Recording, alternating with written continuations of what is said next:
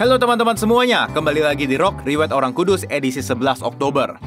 Hari ini kita akan membahas riwayat dari Paus Santo Yohanes ke-23, pelindung persatuan umat Kristen. Sebelumnya, monggo di-share dulu video ini supaya semakin banyak orang dapat hidup semakin kudus lewat teladan para Santo Santa. Oke, tanpa berlama-lama lagi, mari kita mulai. Cerita berawal di sebuah desa kecil di Lombardi, Italia bernama Sotto il Monte. Tinggallah sepasang suami istri petani miskin bernama Giovanni Battista Roncalli dan Mariana Giulia Mazzola. Mereka dikaruniai Tuhan 13 anak, salah satunya adalah Angelo Giuseppe Roncalli yang lahir tanggal 25 November 1881.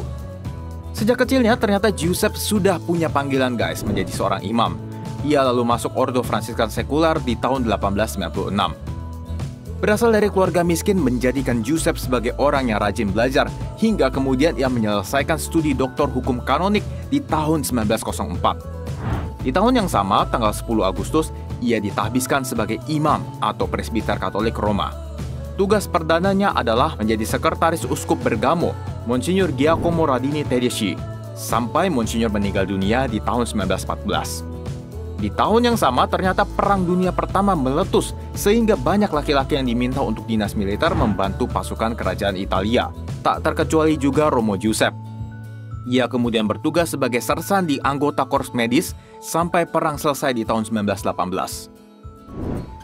Berlanjut ke tahun 1925, Paus Pius ke-11 mengangkat Romo Giuseppe sebagai Uskup Agung Areopolis.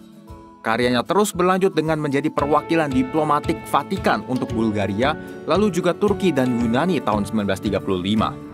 Di masa Perang Dunia Kedua, ia juga turut aktif menyelamatkan para anak-anak yatim piatu dan orang-orang Yahudi yang dibantai oleh pemerintah Nazi selama Holocaust.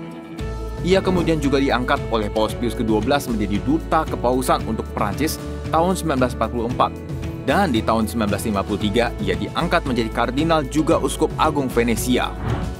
Singkat cerita, bulan Oktober 1958, Paus Pius ke-12 yang sudah menjabat hampir 20 tahun menghembuskan nafas terakhirnya.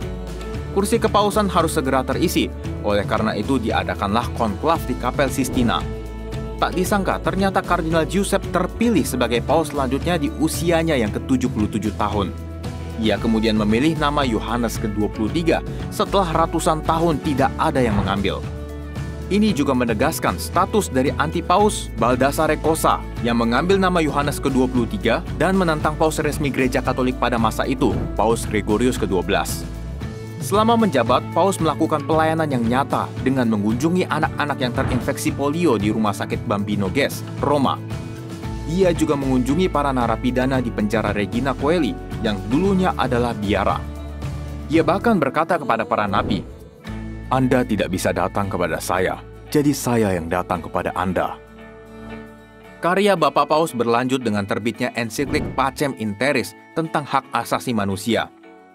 Ia juga menegaskan sikap gereja yang menentang adanya perceraian antara suami istri, dan ia juga memulai dialog dengan para pemimpin dunia untuk mencegah perang nuklir. Bapak Paus juga sangat dihargai karena perjuangan menyatukan gereja Kristen di seluruh dunia. Gereja Katolik menjadi lebih terbuka terhadap gereja denominasi Kristen, seperti gereja Protestan, gereja Ortodoks Yunani, dan gereja Anglikan di Inggris. Ini merupakan suatu gebrakan baru karena gagasan ini gak pernah terbayangkan bisa muncul dari kekuasaan tertinggi gereja Katolik.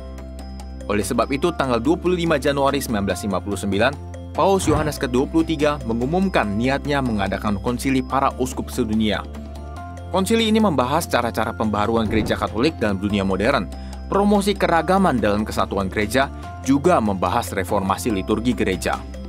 Dan konsili ini baru terlaksana 3 tahun kemudian, tanggal 11 Oktober 1962, sebagai Konsili Vatikan kedua. Sayangnya, konsili belum selesai saat Paus Yohanes ke-23 harus tutup usia, tanggal 3 Juni 1963 karena kanker perut yang sudah dideritanya selama kurang lebih 8 bulan. Ia kemudian dibeatifikasi oleh Paus Yohanes Paulus II tahun 2000 dan dikanonisasi oleh Paus Fransiskus tahun 2014. Pestanya dirayakan setiap tanggal 11 Oktober sebagai peringatan atas pembukaan Konsili Vatikan kedua yang mengubah cara pandang gereja terhadap dunia modern ini. Jabatannya kemudian digantikan oleh Paus Paulus ke-6, yang riwayat hidupnya bisa kita lihat tanggal 26 September. Teman-teman, mungkin dari kita ada yang minder untuk pelayanan karena keterbatasan ekonomi atau keterbatasan-keterbatasan lainnya. Guys, Paus Yohanes ke-23 adalah paus yang berasal dari kalangan bawah. Dan ini kebalikan dari paus sebelumnya, Paus Pius ke-12 yang dari kalangan bangsawan.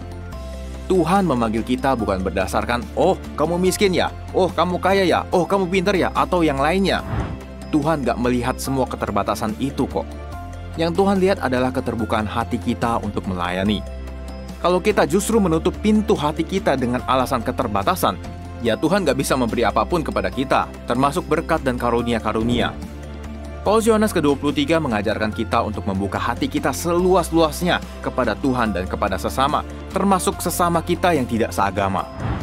Oleh karena itu, mari kita terus membuka pintu hati kita kepada Tuhan dan juga kepada sesama kita di dunia. Oke teman-teman, itulah riwayat dari Paus Santo Yohanes ke-23.